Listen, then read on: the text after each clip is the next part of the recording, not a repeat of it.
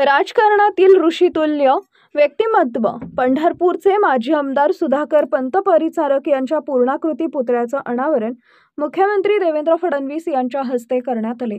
यावेळी मंचावर कारखान्याचे चेअरमन माजी आमदार प्रशांत परिचारक, सोलापूरचे पालकमंत्री जयकुमार गोरे, माजी उपमुख्यमंत्री विजयसिंह मोहिते पाटील यांच्यासह सोलापूर जिल्ह्यातील सर्व आजी-माजी खासदार आणि आमदार उपस्थित होते।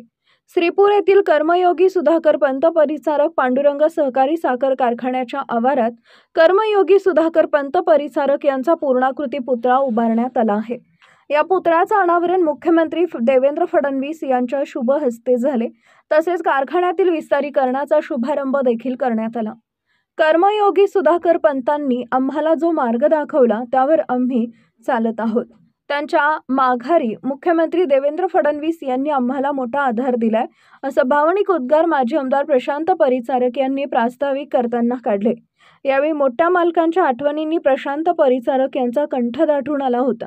मुख्यमंत्री देवेंद्र फडणवीस यांनी आपल्या भाषणात कर्मयोगी सुधाकर पंत परिचारक यांच्या आठवणींना उजाळा दिला। सुधाकर पंत हे साधी राहणी असलेले, सातत्याने लोकांचा विचार करणारे नेते होते।